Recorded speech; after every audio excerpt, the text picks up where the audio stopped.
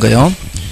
근데 이제 그 중에서 30번은 이제 별로 신경 쓰지 마시라 그랬고요. 그 다음에 32번은 좀 어려운 게 정답 지문이 됐는데, 틀린 걸 찾지 않습니까?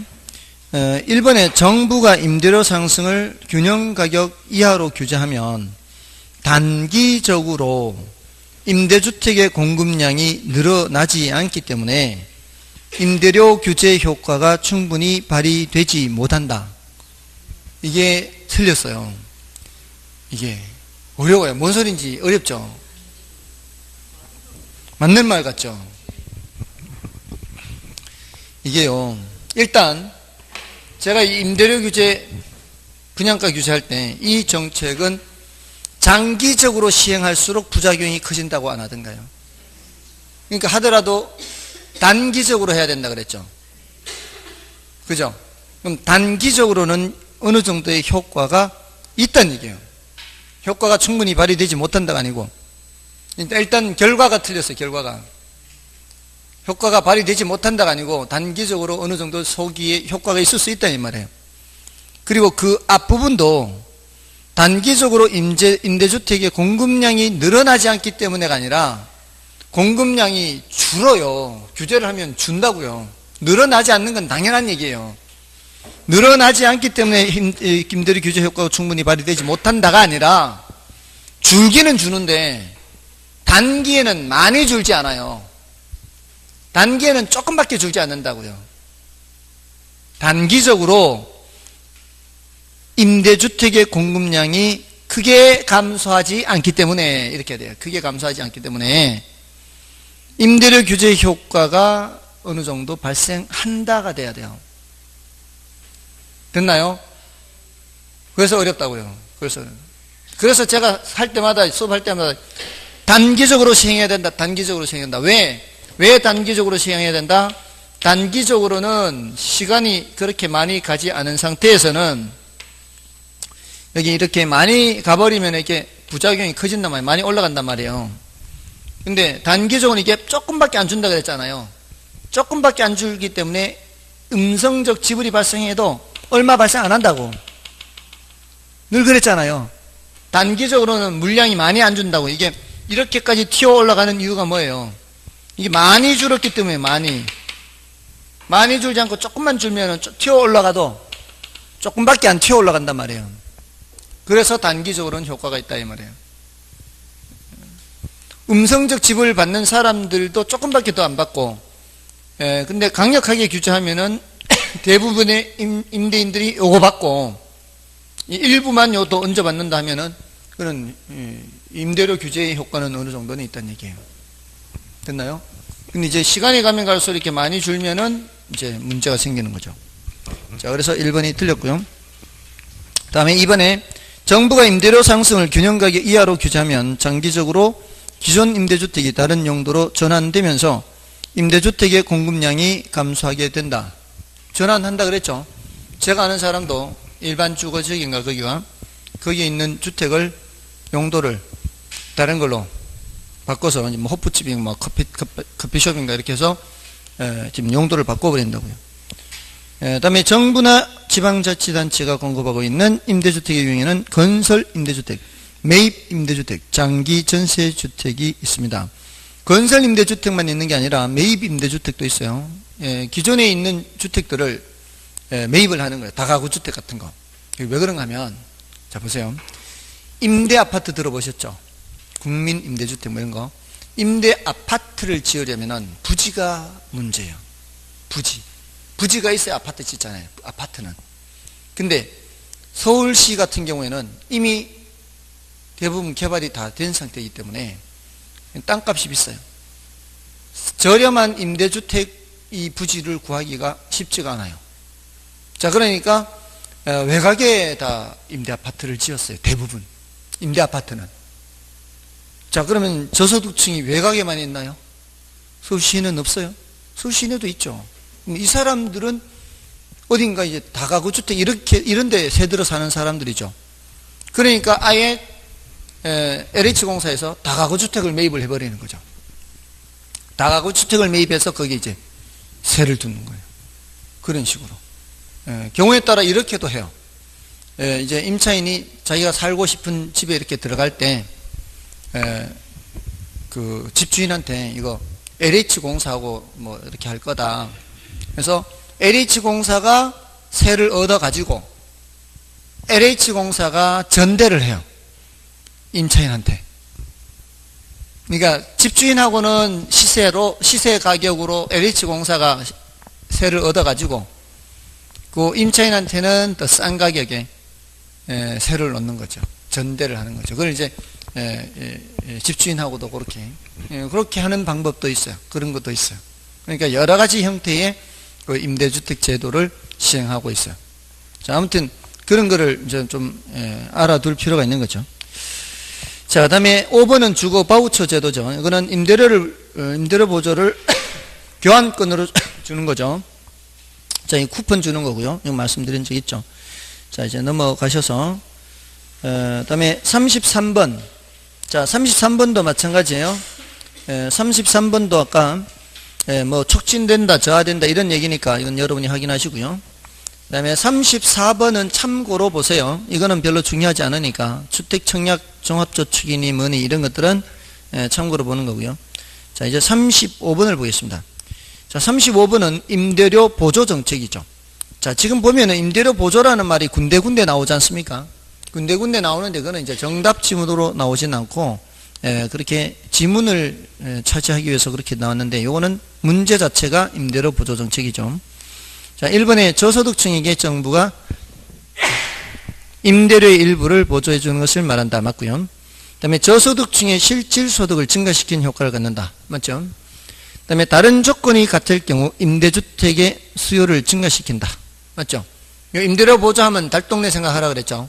달동네의 수요가 증가합니다. 그 다음에 다른 조건이 같을 경우 임대주택의 공급을 감소시킨다. 맞나요? 맞아요? 임대주택의 공급을 증가시킨다고 하지 않았나요? 까먹는데 시간이 많이 걸리지 않죠. 언제 받는가 싶죠. 석장 넘기시면 197쪽을 보십시오. 197쪽에 40번에 4번 지문 보세요. 많은 시간이 필요 없어요. 했는 것 같지도 않아. 아무 생각 없이 읽어서 그래요. 아무 생각 없이. 자, 그 4번이 뭐라고 되어 있어요? 주택 임대료 보조 정책을 시행할 경우 장기적으로 임대주택의 공급을 증가할 수 있죠. 그는 어디서도 나왔다고요? 28번, 3번 지문에도 있었다고요. 앞에 분명히 2번을 했는데도 불구하고 지금 35번에 와서 또 이제 딴 말씀들을 하시죠. 35번에 4번, 28번에 3번, 40번에 4번 다 같은 내용을 다룬다고요. 그죠? 28번에 3번, 35번에 4번, 40번에 4번인가요? 다 같은 내용이요. 그 중에 35번에 4번은 틀린 지문으로 나왔고 나머지는 옳은 지문으로 나왔고, 그죠? 그러니까 이 기출문제를 보시더라도요, 그 지문 하나하나를 이렇게 어디서 봤는 것 같은데 하면 이렇게 찾아서 나왔던 지문이 또 나온다 이 말이죠. 근데 어떤 경우에는 정답 지문으로 나오고 어떤 경우에는 정답이 아닌 지문으로 나오고 이렇게 나오잖아요. 자, 됐고요. 5번은 이제 여러분이 봐주시면 되겠죠. 5번은 정부의 시장 개입 정책 중 하나인데 직접 개입이라는 얘기예요, 간접 개입이라는 얘기예요. 보조는 간접이죠, 간접. 그러면 33번에 4번 지문 보세요. 이게 직접인가 간접인가? 33번에 4번. 33번에 4번. 네. 33번에 4번.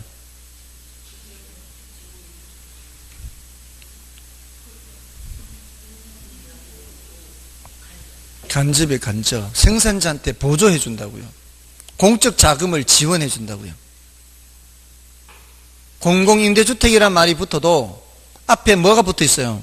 생산자 보조 방식이잖아요. 보조 방식. 공적 자금이 투입된다 이 말이에요. 공적 자금이 투입됐기 때문에 공공임대주택이란 말을 붙인 거예요. 근데 그 말 없이 앞에 생산자 보조 없이 하면은 직접 개입이지만 생산자 보조하면은 간접 개입이다 이 말이에요. 자, 결국은 이 직접 간접이라는 것도 결국 정답 지문 6개 외에도 군데 나오죠. 계속 군데 나온 거예요. 그러니까 등장한 횟수로만 보면 이게 훨씬 더 많이 등장했는데 정답 지문만 놓고 보면 6문제라는 거죠. 6문제, 10문제. 그러니까 지금 임대료 보조라든가 이런 군데 이런 식으로 나오면서 그렇게 등장한단 말이에요.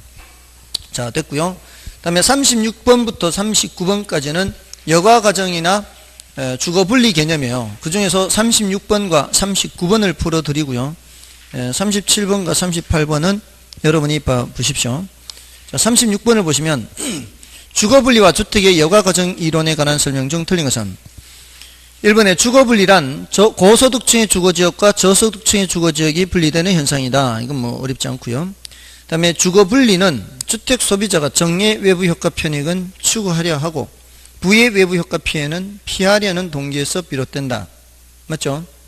그 다음에 저소득층 주거지역에서 주택의 보수를 통한 가치 상승분이 보수 비용보다 크다면 상향 여과가 발생할 수 있다. 가치 상승분이 보수 비용보다 커요. 그 저소득층 주거지역에서 이거는 상향 여과입니다. 상향 여과 맞아요.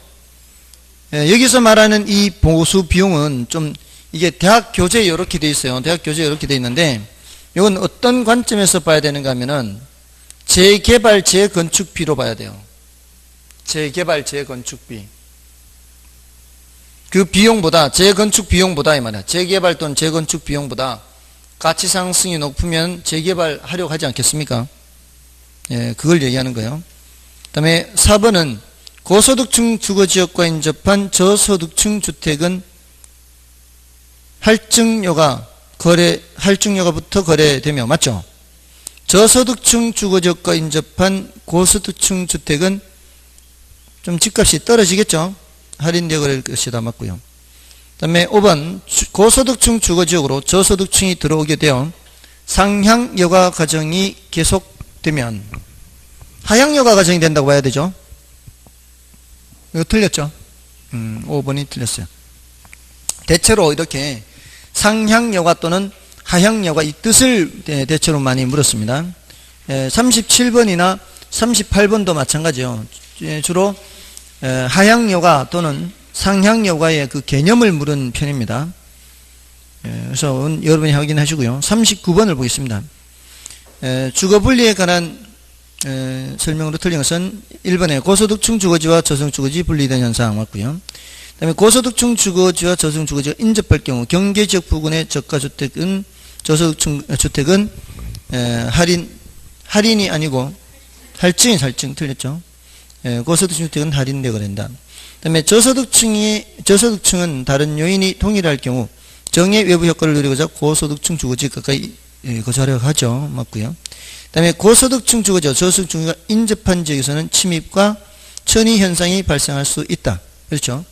그 다음에 도시 전체에서뿐만 아니라 지리적으로 인접한 근린 지역에서도 발생할 수 있다. 그렇습니다. 대체로 이거는 그렇게 어렵지 않습니다. 다음에 40번은 앞에서도 이렇게 살펴봤으니까요.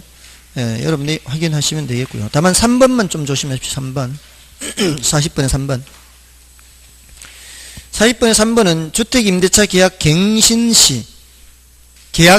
시 임대료 상승률에 대한 규제는 기존 임차인들의 주거 이동을 저하시킬 수 있다.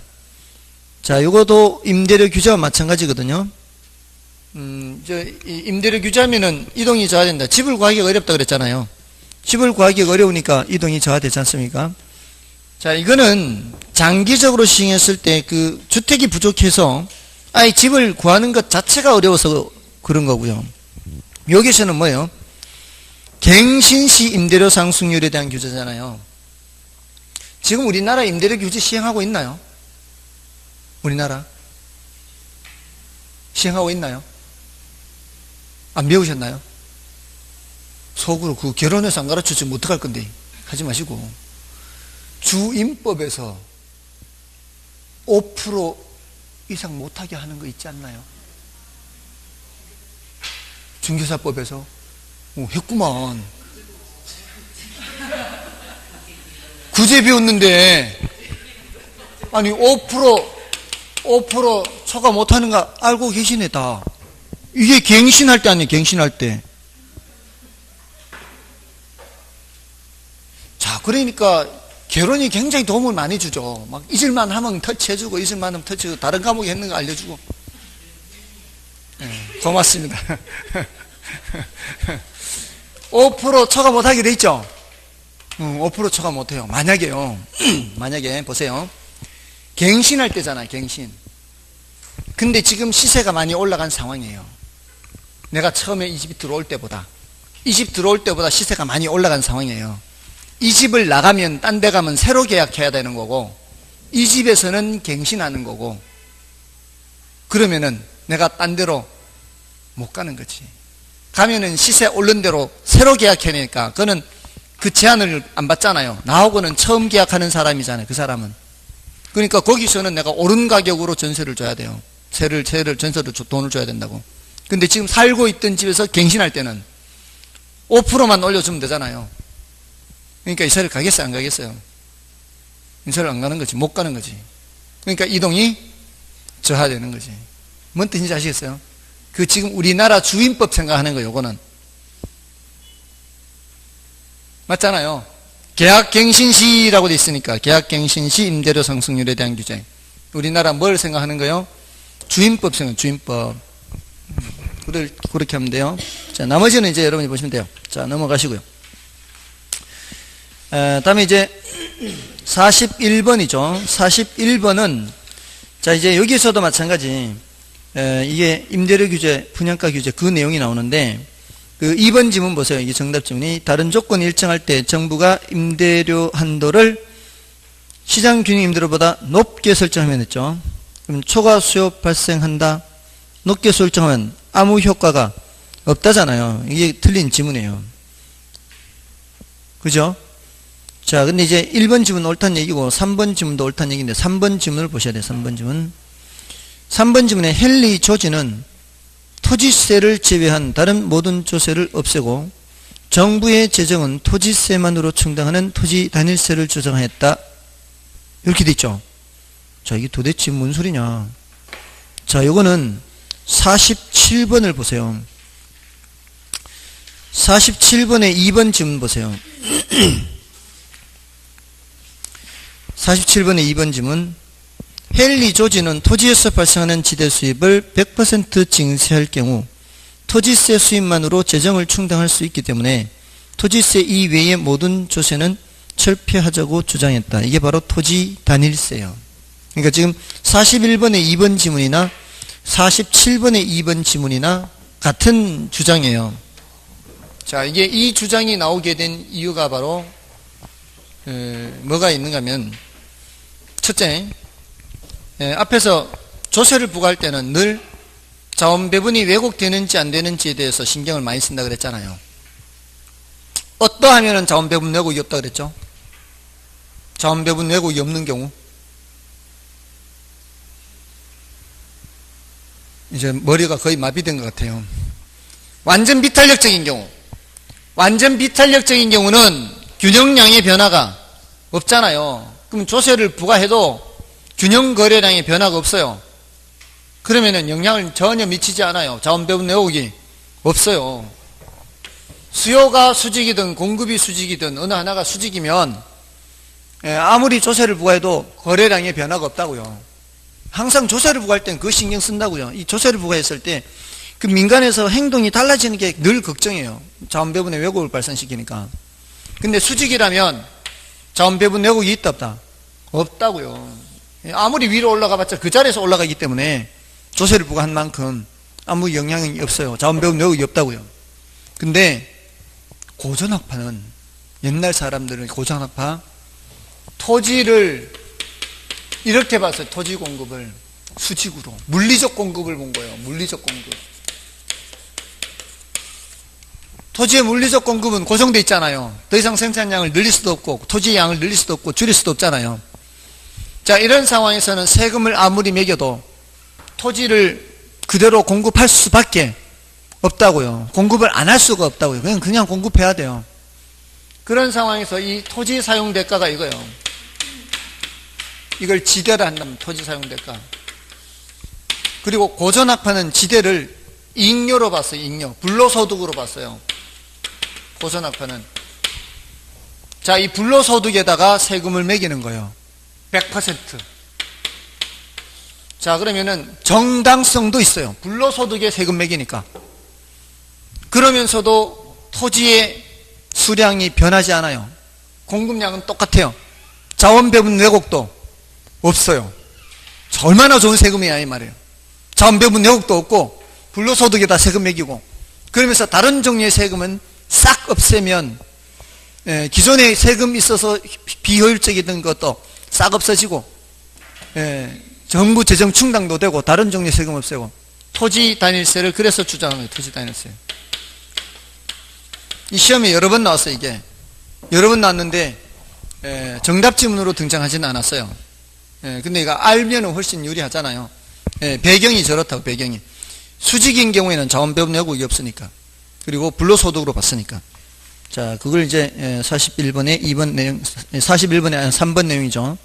41번에 3번과 47번에 2번이 같은 의미예요.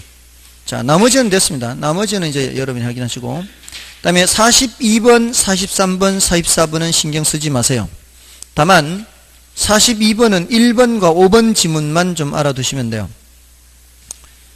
다른 것들은 보신다면 참고로 보시라 이 말이에요. 42번에 1번, 5번 지문은 알아두시고요. 그럼 42번에 1번은 옆에다가 뭘 적어두시냐면 42번에 1번 옆에다 비가 더 적어준. 비가 더. 비가 더 또 나왔어요. 자, 비가 더 뭐예요? 비가 더. 비탄력적일수록 가격이 더 변하는 거였죠. 자,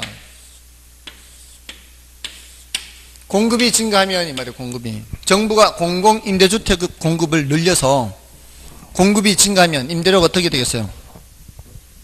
공급이 증가하면 임대료가 내려가겠죠. 임대료가 내려가고, 공급이 증가하니까 임대료가 내려가는데, 이쪽을 따라 더 많이 내려가요? 저쪽을 따라 더 많이 내려가요? 이쪽보다는 저쪽 B쪽이 덜 내려가고 이쪽을 따라 더 많이 내려가죠. 맞나요? 비탄력적일수록 임대료가 더 많이 내려가잖아요. 탄력적일수록 임대료가 덜 내려가고, 임대료가 가격이잖아요. B가 더, 비탄력적일수록 가격이 더해요. 근데 그게 뭐라고 돼 있어요? 수요의 임대료 탄력성이 클수록 했잖아요. 그 소리는 탄력적일수록이라는 얘기죠. 탄력성이 클수록, 탄력적일수록 했으니까 덜이죠. 덜. 가격이 덜 변하는 거예요. 임대료 하락 효과가 작아질 수 있는 거죠. 맞나요? B가 더니까 탄력적일수록은 덜 하락한다 이 말이에요. 그 얘기고, 5번은 뭐예요? 5번은 시장균형 임대료보다 낮은 임대료 규제는 임대부동산의 공급 축소와 질적 저하를 가져올 수 있다. 이거는 임대료 규제에서 늘 나오는 얘기죠. 맞잖아요. 임대료 규제에서 늘 나오는 얘기예요. 그래서 1번, 5번 정도는 봐주시고, 나머지 2, 3, 4번 지문과 43번, 44번은 참고다라고 생각하시면 돼요. 참고. 자, 이제 넘어가시면은 45번, 46번, 47번, 48번. 자, 이거 47번에서는 좀 살펴봤고요. 45번, 46번을 풀어드리겠습니다. 나머지는 여러분이 보시고요. 자, 45번 보겠습니다. 부동산 조세에 관한 설명으로 옳은 것은 1번 소유자가 거주하는 주택에 재산세를 부과하면, 자, 소유자가 거주하는 주택에 재산세를 부과하면 이거 전가시킬 데가 없죠. 자기가 부담할 수밖에 없죠. 자, 그렇게 하면 수요가 어떻게 되겠어요? 수요가, 재산세 올라가면 수요가 감소하지 않겠어요? 맞죠? 수요가 감소합니다. 그래서 틀렸고요. 수요가 감소해서 가격은 하락하는 거죠. 그 다음에 임대주택에 재산세를 부과하면 임대주택의 공급이 증가하고 임대료는 하락할 것이다.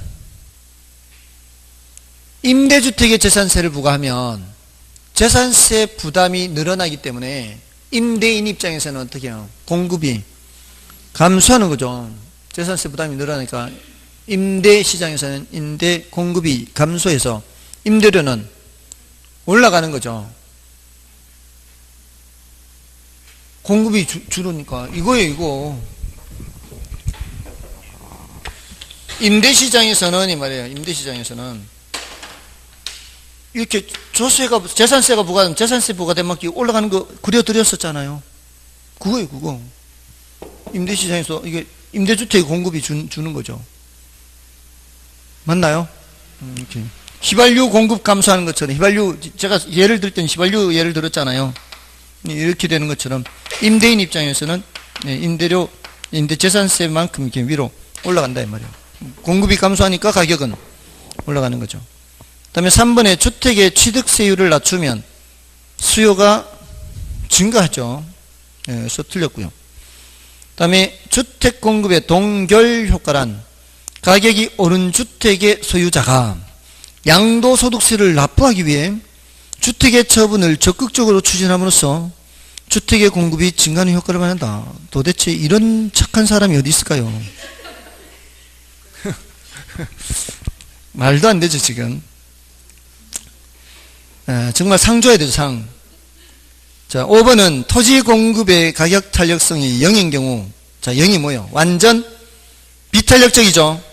자, 공급이 완전 비탄력적이요. 그럼 다 누가 부담해요? 완전 비탄력적인 공급자가 다 부담하는 거 아니에요? 그러니까 부동산 조세 부과 시 토지 소유자고 공급자죠, 여기. 그래서 맞는 말이죠. 5번이 맞는 말. 그 다음에, 자, 46번. 1번에 토지 이용을 특정 방향으로 유도하기 위해 정부가 토지 보유세를 부과할 때에는 토지 용도에 관계없이 동일한 세금을 부과해야 한다.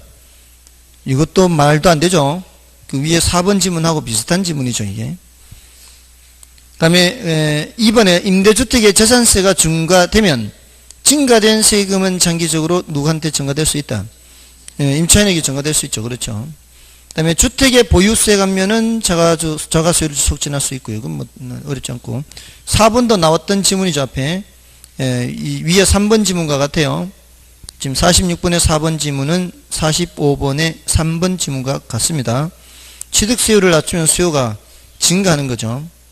자, 다음에 5번은 주의를 하십시오. 공공임대주택의 공급 확대면 임차인들의 선택의 폭이 더 많아지는 거죠. 공공임대주택 공급을 확대하면 임차인들의 선택의 여지가 많잖아요. 그러면 임차인들의 뭐가 커지는 거예요? 탄력성이 커지는 거죠. 탄력성이 커지면은 임차인에게 증가되는 현상을 완화시킬 수 있죠. 예, 그래서 맞는 말이고. 예, 틀린 거는 1번이 앞에 틀렸지 않습니까?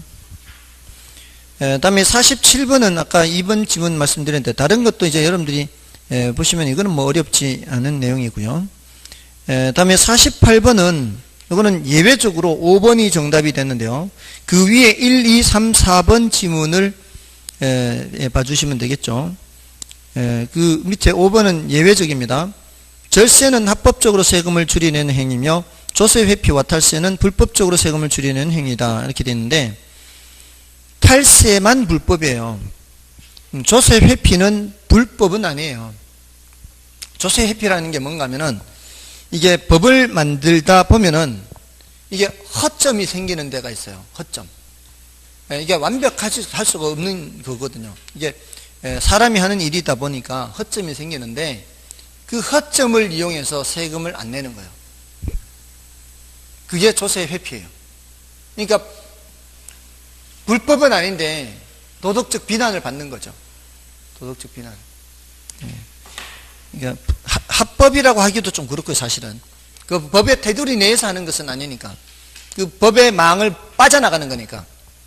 좀 비난을 받는 겁니다. 자, 넘어가셔서 49번 있죠. 자, 49번은 자, 3번, 4번, 5번 지문이 너무 어려워요. 너무 어려워서 자, 그거는 1번, 2번 지문 위주로 보세요. 아시겠죠? 그 1번에 보시면은 수요 곡선이 공급 곡선에 비해 더 탄력적이죠. 수요가 더 수탄이 더 커요. 그럼 누가 덜 부담하고 수요자가 덜 부담하고 누가 더 부담한다? 공급자가 더 부담한다. 맞죠? 그 다음에 2번은 공급 곡선이 수요 곡선에 비해 더 탄력적이면 공탄이 더 크죠. 그럼 공급자가 덜 부담하고 수요자가 더 부담하죠.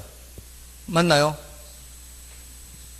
항상 그 주어를 기준으로 생각하라고요. 공탄이 더 크면 공급자 덜 부담, 수탄이 더 크면 수요자 덜 부담. 그 주어를 맞추어서 하시란 말이에요. 주어를 맞춰서. 그러면 그 반대쪽은 쉽게 할 수 있잖아요. 다음은 됐고요. 나머지 3, 4, 5번은. 다음에 50번은, 자, 50번에 제가 말씀드린 그 표현이 여기 나와요. 동그라미 1번에 나오고 있어요. 수요 곡선이 변하지 않을 때 세금 부과에 의한 경제적 순손실은, 이게 자원배분 왜곡 효과는 이 말이에요. 자원배분 왜곡은 공급이 비탄력적일수록 커져요, 적어져요? 공급이 비탄력적일수록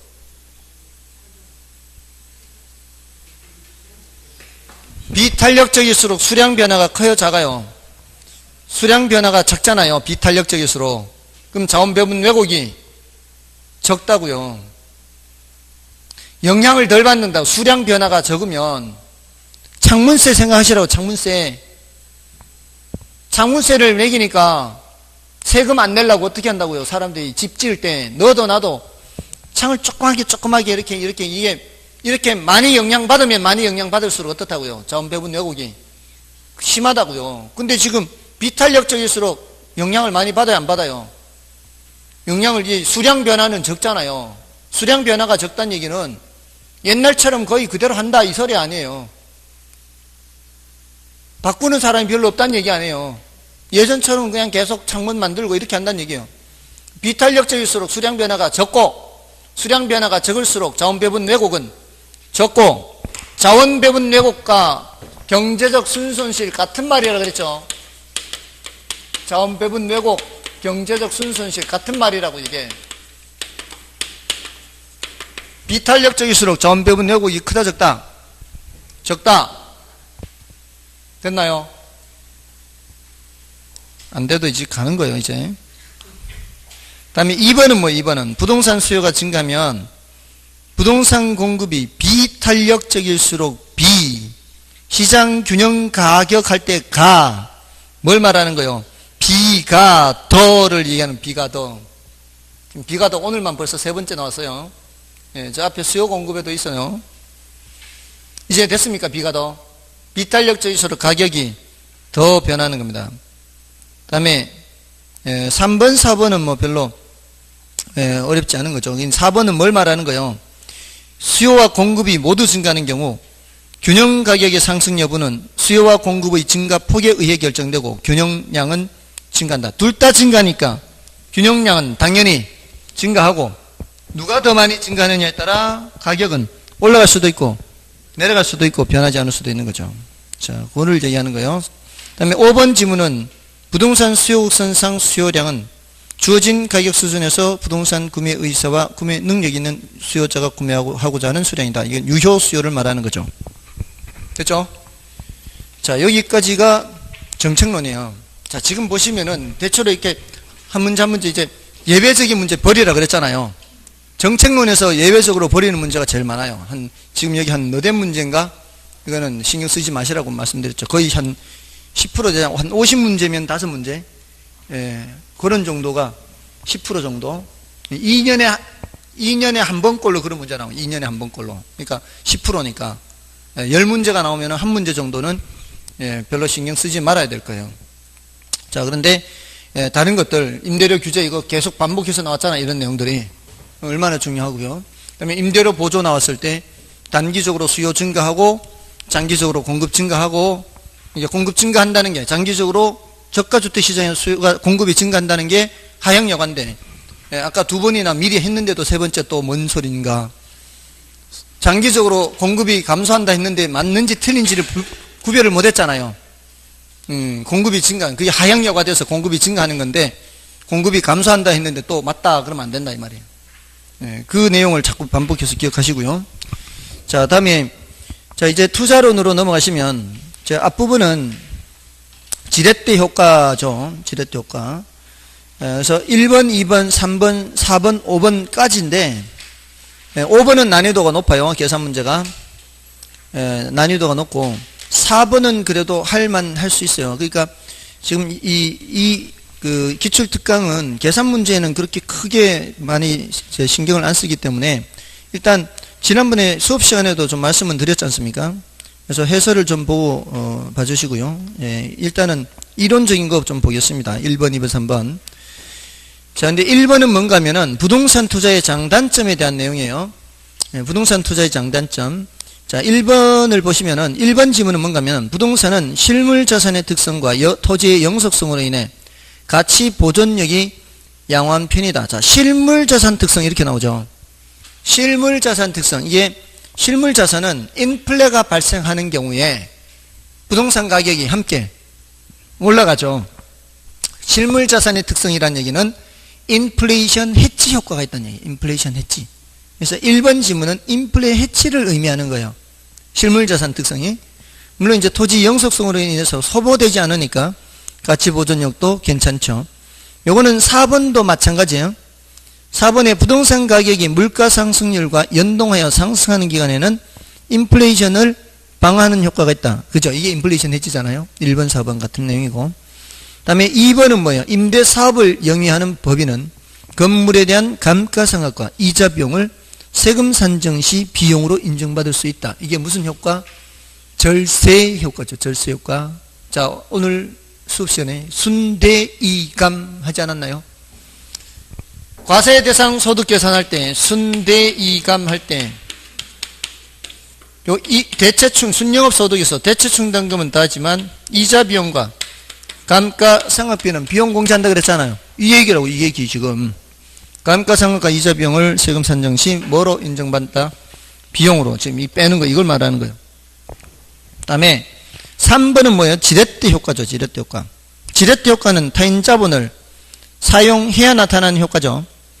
그래서 이 저당권과 전세제도. 그러니까 전세라는 게 뭐예요? 전세, 남의 돈 사용하는 거잖아요. 전세를 안고 집 사는 거. 전세를 안고 집을 사면은 내 돈이 얼마 안 들어가도 살 수 있죠. 이거 최근에 작년, 재작년에 갭 투자라 그랬죠. 갭 투자. 예, 뭐 얼마 되지 않는 돈, 내 돈 해가지고, 예를 들어, 1억에 사서 8천에 세를 놓으면 2천 내 돈인데 그 상황에서는 부동산 가격이 올라가면 엄청난 뻥튀기가 될 수 있죠. 아니 1억짜리가 1억 2천 되면 내 돈이 2천에서 4천으로 올라가는 거죠. 100% 수익률, 100% 수익률. 그러니까 남의 돈을 많이 사용할수록 자기 자본 수익률은 커지는 거죠. 자, 그런 거고요. 그 다음에 5번은 부동산은 주식 등 금융상품에 비해서 단기간에 현금화할 수 있는 가능성이 높다. 이 말도 안 되죠. 지금 허탈한 게 정답 지문이 됐어요. 예, 이거는 황금성이 낮죠. 예, 부동산 투자의 단점이잖아요. 그러니까 이거는 1번은 부동산 투자의 장단점에 대한 내용이고요. 자, 2번, 3번이 지렛대 효과인데, 자, 2번을 보겠습니다. 부동산 투자에서 레버리지 효과에 관한 설명으로 들린 것은 1번에 레버리지 효과란 타인 자본을 이용할 경우 부채 비율의 증감이 자기 자본 수익률에 미치는 효과를 말한다. 맞죠? 네, 남의 돈을 많이 사용할수록 자기 자본 수익의 진폭은 커지죠. 그 다음에 정의 레버리지 효과는 정의 지렛대요. 총 자본 수익률이 저당 수익률보다 높을 때 발생한다. 저당 수익률이 바로 이자율이죠. 맞는 말이죠. 이자율보다 총 자본 수익률이 높아야 돼요. 그 다음에 중립적 레버리지란 부채 비율이 변화해도 자기 자본 수익률은 변하지 않는 경우를 말한다. 맞죠? 중립적 레버리지는 아무리 남의 돈을 많이 사용해도 자기 자본 수익률이 변하지 않습니다. 그 다음에 부의 레버리지 효과란 부채 비율이 커질수록 자기 자본 수익률이 하락하는 것을 말하고요. 그 다음에 정의 레버리지 효과를 예상하고 투자했을 때 부채 비율이 커질수록 경기 변동이나 금리 변동에 따른 투자 위험이 감소한다. 예, 증가죠. 남의 돈을 많이 사용할수록. 5번이 틀렸고요. 다음에 3번은 이게 정답이 없는 문제로 출제됐던 거예요. 그래서 수정을 해서 정답이 있는 것으로 문제를 바꾼 건데요. 옳은 것을 모두 고른 거예요. 자, 이런 경우에는 이제 곤란하게 하면 되죠. 기업의 타인 자본의 이용으로 레버리지를 활용하면 위험이 감소된다. 위험이 커지죠. 자, 기억은 들어가면 돼요, 안 돼요? 안 돼요. 그러면 정답은 2번이나 3번 중에 있겠죠. 자, 이런 문제 풀 때 요령이죠. 그러면 니은을 볼 필요 있어요, 없어요? 니은을 볼 필요 없이 바로 디귿으로 가면 되죠. 자, 디귿에 가면 부의 레버리지 효과가 발생할 경우 부채 비율을 낮추어서 정의 레버리지 효과로 전환할 수 있다.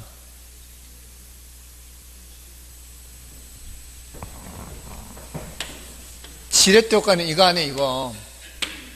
이게 정의 지뢰, 이게 부의 지뢰. 남의 돈을 많이 사용할수록 부의 지뢰가 나타날 때는 지분 수익률이 떨어지고, 남의 돈을 많이 사용할수록 정의 지뢰가 나타날 때는 지분 수익률이 커지잖아요. 자, 부의 지뢰가 나타나는 경우, 이 경우 남의 돈 사용 비중을 줄이면 손실폭을 줄일 수는 있어도 정의 지뢰로 바꿀 수는 없는 거예요. 잘 보세요. 정의 지뢰가 나타나는 경우 타인 자본 사용 비율을 줄이면 정의 지뢰 효과의 크기가 작아지는 것이지, 정의 지뢰 효과가 부의 지뢰 효과로 바뀌는 것은 아니다 이 말이에요. 아시겠죠? 그런 얘기입니다. 그래서 그것은 틀렸어요. 그 틀렸다는 얘기는, 디귿이 틀렸다는 얘기는 정답은 3번으로 갈 수밖에 없죠. 그러니까 3번의 리을이 뭐예요? 총자본 수익과 저당 수익이 동일한 경우 했으니까 2번의 3번 지문이에요. 2번의 3번 지문. 2번의 3번 지문 중립적 레버리지가 나타나는 거란 말이에요. 자기반 수익률에 영향을 미치지 않는 거죠. 그러니까 2번의 3번이나 지금 3번의 리을이 같은 내용이라고요. 자, 그러면 니은이 옳다는 얘기잖아요. 니은이 옳다는 얘기인데 대부 비율이 50%면 남의 게 50%죠. 남의 게 50%면 내 거도 50% 아닌가요? 그럼 부채 비율은 어떻게 돼요? 50분의 50. 100%죠, 100%. 100% 1. 자, 그러면 그 소리는 뭔 소린가 하면은 지금 총 자본 수익률이 10%죠. 저당 수익률이 8%죠. 이자율이 저당 수익률이죠. 눈 뜨고 계시나요? 고개 숙이고 있으니까 안 보여요. 저당 수익률이 8%, 이자율이 8%고 그걸로 낸 수익률이 몇 프로? 10%. 그럼 그 차이가 몇 프로예요? 2%포인트잖아요. 근데 남의 돈을 내 돈에 한 배 쓴 거거든요. 남의 돈하고 내 돈이 똑같잖아요. 이럴 때는 자기 자본 수익률은 그 차이만큼 올라가요. 8% 10% 차이만큼 올라간다고요. 남의 돈 이자율이 몇 프로? 이자율이 8%. 총 자본 수익률이 몇 프로? 이렇게 있죠.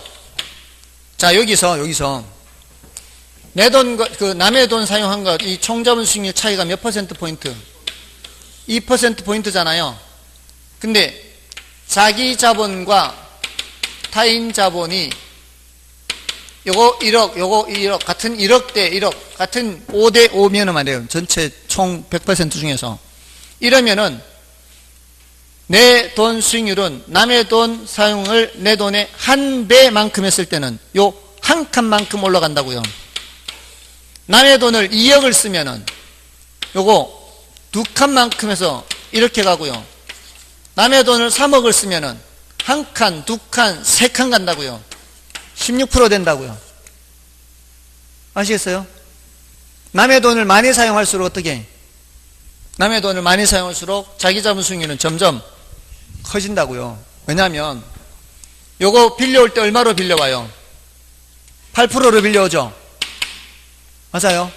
8%를 빌려오는데 남의 돈이든 내 돈이든 다 몇 프로 벌어요? 요 놈도 10% 벌고 요 놈도 10% 벌면 요거는 이자 몇 프로 주고 이자 8% 주고 남는 2%는 내가 챙긴다고요. 그러니까 내 건 12%가 되고 두 번째 1억도 있을 거 아니에요. 첫 번째 1억 말고 두 번째 1억 있다고 치면 맞나요? 얘도 몇 프로 벌어요? 다 10% 번단 말이에요. 근데 얘도 이자 몇 프로 주고 8% 주고 남는 2%는 내가 챙기면 또 챙기고 세 번째 1억 남의 돈 세 번째 1억도 몇 프로 벌면 10% 벌면 이것도 몇 프로 이자 주고 8% 주고 남는 2%는 내가 챙기고 이렇게 한다고요. 그러니까 남의 돈을 많이 사용할수록 자기 자본 수익률은 높아진다고요. 됐나요? 그래서 12% 되는 12%. 됐습니까? 자, 그렇게 되는 거고요. 다음에 그 4번, 5번 됐고요. 자, 215쪽에 이제 6번, 7번 조금만 더 하고 하겠습니다. 이거 조금만 더 할게요. 왜냐하면 지금 너무 진도가 느리면은 뒤에 감당이 힘드니까. 자, 6번 문제를 보시면 부동산 투자 위험에 관한 설명으로 틀린 것은 했죠. 자, 요거는 사금법인유에 해당 사금법인유. 자, 주제별로 그렇게 하면 돼요. 위험. 자, 1번에 장래 인플레이션이 예상되는 경우 대출자는 변동 이자율 대신 고정 이자율로 대출하기를 선호한다. 돈을 빌려주는 대출자는 차입자에게 금리 변동 위험을 떠넘기기 위해서 뭘로 대출한다 그랬어요? 변동금리로 대출한다 그랬죠? 근데 고정 이자율로 한다 했으니까 이거 틀린 거고요. 1번이 바로 틀렸고, 2번은 부채 비율이 크면 지분 수익률이 커질 수 있지만 마찬가지로 부담해야 할 위험도 커진다. 자, 이거 지렛대 효과인데, 지렛대 효과는 금융적 위험과 관련돼요. 이게 금융적 위험이에요. 지렛대 효과는 금융적 위험. 다음에 운영 위험이란 사무실의 관리, 근로자의 파업, 영업 경비 변동 등으로 인해 야기될 수 있는 수익성의 불확실성을 폭넓게 지칭하는 개념이다. 맞죠? 시장 위험은 수요 공급과 관련된 시장 상황과 관련된 위험이고, 운영 위험은 시장 상황은 괜찮아도 나타날 수 있는 위험이라고 그랬죠. 그 다음에 위치적 위험이란 환경이 변하면 대상 부동산의 상대적 위치가 변하는 위험, 이것도 맞고요. 유동성 위험이란 대상 부동산을 현금화하는 과정에서 발생하는 시장가치 손실 가능성, 이것도 맞고요. 그 다음에 7번도 좀 보겠습니다. 7번 경기 침체, 옳은 것을 모두 고른 거예요. 경기 침체로 인해 부동산의 수익성이 악화되면 수익성이 악화되면서 야기되는 위험은 무슨 위험이다? 사업 위험에 해당한다. 지금 사업 위험은 시운위 했잖아요. 시장 위험, 운영 위험, 위치적 위험이죠. 경기 침체, 경기가 지금 시장이 안 좋은 거죠. 시장이 안 좋아서 발생하는 시장 위험이거나 또는 사무실의 관리나 근로자의 파업에 의한 운영 위험이거나 모두 다 무슨 위험? 사업상 위험이잖아요. 사업상 위험 안에 뭐가 있으니까? 시장 위험, 운영 위험 이런 것이 있으니까 모두 다 사업 위험에 해당합니다. 예, 기억은 맞는 말이고요. 그 다음에 니은은 차입자에게 고정금리 대출을 실행하면 대출자의 인플레이션 위험이 낮아진다. 말도 안 되죠. 대출자는 뭘로 해줘야 된다? 변동금리로 해줘야 금리 변동 위험을 증가하는 거죠. 저 니은 틀렸고요. 기억은 맞고 니은 틀렸으니까 기억은 들어가야 되고 니은은 들어가면 안 되고 정답은 벌써 1번 나와버렸죠. 자, 다음에 효율적 프론티어 오늘 했어요. 디귿. 효율적 프론티어에서는 추가적인 위험을 감수하지 않으면 수익률을 증가시킬 수 없다. 효율적 프론티어 이거 했어요. 효율적 프론티어 이렇게. 여기는 주어진 위험에서 이거보다 높은 수익 없죠. 그죠? 이 효율적 프론티어에서는 이 위험에서 이거보다 높은 수익 없잖아요. 수익을 더 높이기 위해서는 뭐도 더 부담해야 돼요. 위험도 더 부담해야 되는 거죠. 네, 그래서 맞고요. 그 다음에 개별 부동산의 특성으로 인한 체계적 위험은 포트폴리오를 통해 제거할 수 있다. 체계적 위험은 제거할 수가 없죠. 비체계적 위험이죠. 그래서 개별 부동산의 특성으로 인한 것은 체계적인 위험이 아니라 무슨 위험이다? 비체계적 위험이요. 그거는 제거할 수가 있죠. 오늘 이것도 했고요. 이건 너무 앞에서 포트폴리오에서 세무더기로 하라고 했잖아요. 체계적 위험, 비체계적 위험 줄일 수 있다 없다 이렇게. 그 다음에 상관계수에 대해서 한 무더기 정리하고요. 또 최적 포트폴리오에서 한 무더기 정리하고 이렇게 하시라고 그랬잖아요. 됐습니까? 자, 여기까지 하고요. 생각보다는 조금 덜 나갔는데 다음 주는 8번부터 하도록 하겠습니다. 됐죠? 예, 여기까지 하겠습니다. S였습니다. 감사합니다.